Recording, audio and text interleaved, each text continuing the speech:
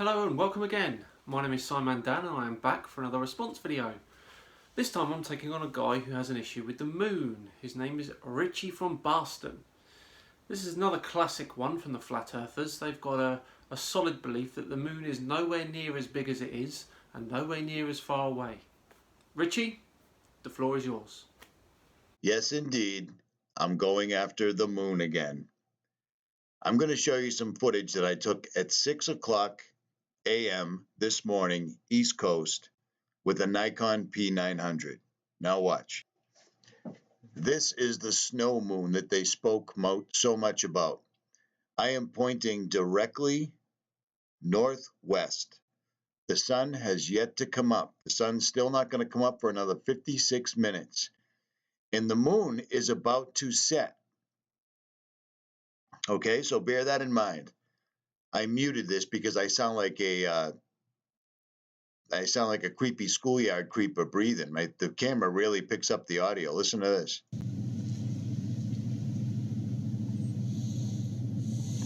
Hear that breathing? Yeah, sound like one of those Pizzagate guys. Okay, so my point is, look how well I can zoom in on this moon. Okay, I'm not talking about how well I'm focusing in on it or anything like that.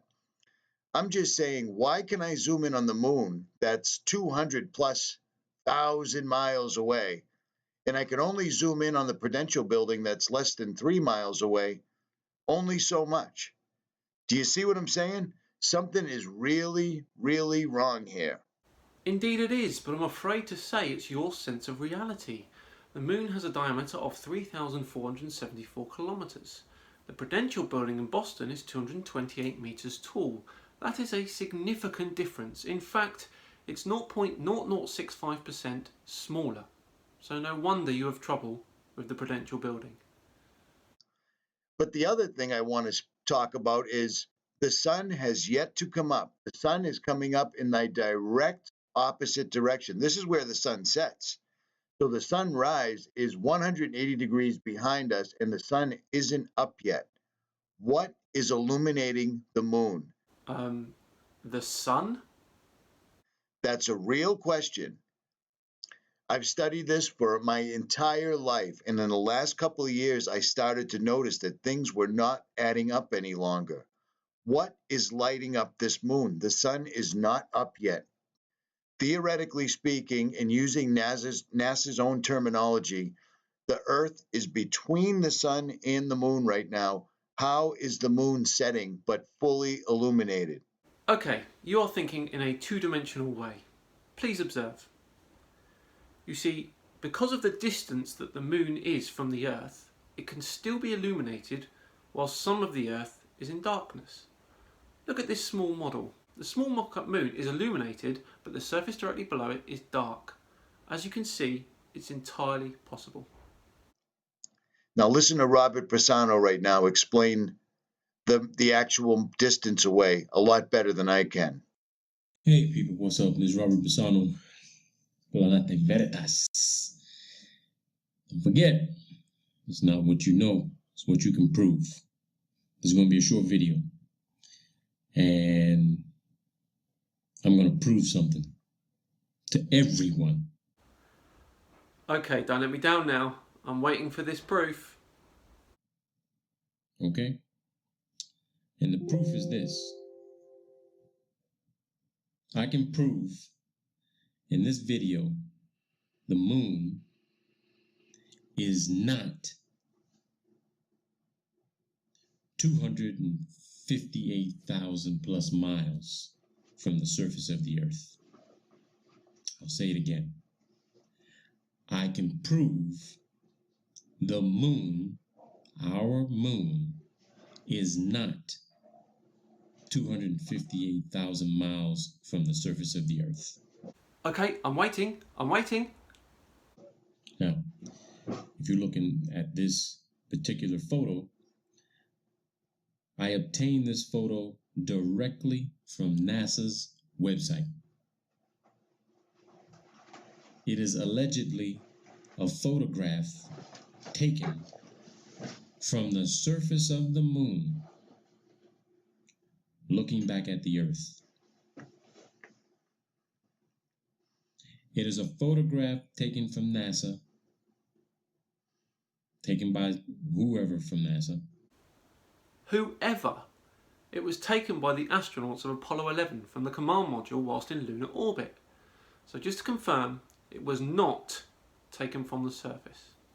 You cannot identify any recognizable features, land masses of the Earth.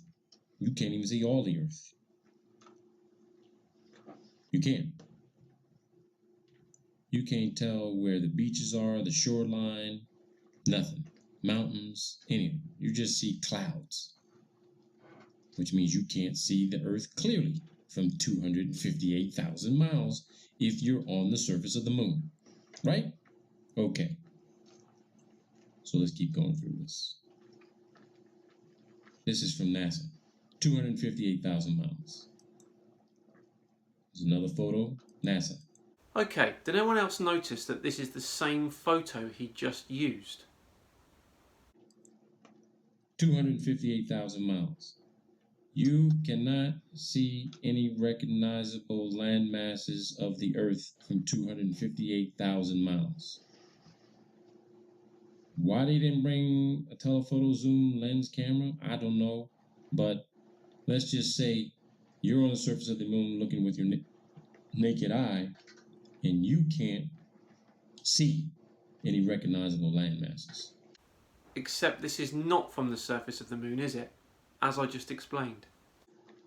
That's the official, that they want 7 billion people on the planet to believe this moon is 258,000 miles from the surface of the Earth. I don't know what took this picture. You see, if you can't be bothered to know everything about the proof you are using, then how can you expect someone to take you seriously? This picture was taken by Michael Collins of Apollo 11 and depicts the lunar module that contained Buzz Aldrin and Neil Armstrong on their way to the surface of the moon. He is the only man, living or dead, to not be in the frame of this photo. I don't know what took this picture of this module over the surface of the moon, looking back at the Earth. Hell, the moon even looks flat. Well, it doesn't, but let's continue. But this is the moon looking at the Earth. You can't recognize any land masses, okay? That's NASA. Now, here is the moon. Oh, bless him. Listen to the optimism in his voice, like he thinks he knows the proof is coming. This is the moon. This is a photograph taken by a photographer who works for the European Southern Observatory in Chile at 8,218 feet above sea level. This was taken from the surface of the Earth, courtesy of the European Southern Observatory. These are the very large telescopes at Paranal in Chile. There are 4 telescopes that look at the nighttime sky. This is during a supermoon event. Supermoon. Okay? Supermoon. Now, you can actually recognize some of the surface features on the moon. This photo was taken a little bit less than 8,200 feet above sea level, right? Because these telescopes are at 8,200 feet above sea level, right? This photo was taken at a declination looking at a supermoon right behind the very large telescopes in Chile. Notice how clear you can see some of the features on the moon, even with this being a blood moon? Okay. Right, 2 things. First off, the moon has no atmosphere, so there is absolutely nothing getting in the way in terms of us viewing the surface. That's irrelevant though, because you can clearly see that this photo is zooming in on the telescopes and as such the moon. Look how close the mountaintop looks. The photo from the moon's orbit, you can even see any elevation on the surface. So, let's do a comparison. We can see the moon very clearly from the surface of the Earth, right? At almost maybe 8,000 feet, right? Maybe this is a 200-foot declination where the photo was taken from. But according to NASA, this is a photo taken from the surface of the moon looking at the Earth. If you seriously think that you can take a photo from the surface of the moon with a lunar module in frame like that, you are extremely deluded. It's a photo from orbit. Now, I know a lot of people are hemming and hawing right now, but I am at NASA's YouTube channel, and this is them showing from their satellite called EPIC. This is exactly an actual video of what the moon looks like transiting the Earth. Do you understand that if you were standing right there on the moon, taking a picture of Earth, all you would see is Earth? Because this is an actual satellite transmission from NASA, according to what they tell us. Right there. That's actual footage from their EPIC satellite. That's 1,000,000 miles in space. That's actually the moon. That's actually Earth, according to NASA. If you were standing on the moon taking a picture of Earth, you wouldn't see what looks like the moon. You would see nothing but Earth. That's common sense. That's something NASA doesn't believe anybody has. No, that's what I believe you don't have. According to your logic, in regards to this photo, if you were stood on Earth, the moon would take up the entire sky. The image looked like this because the satellite in question is so far away. Here is a small model to illustrate what I mean. So you can quite clearly see why the moon looks like it does in that animation.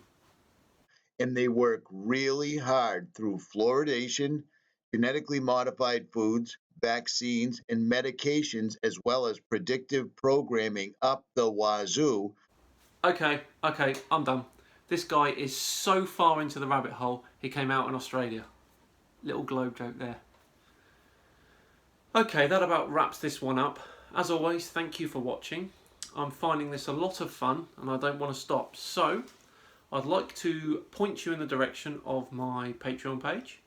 The link will be in the description. Help there would be much appreciated. Please do like and subscribe. As always, if the feeling takes you, a massive thank you to all my current subscribers, and I will see you next time. Thank you and goodbye.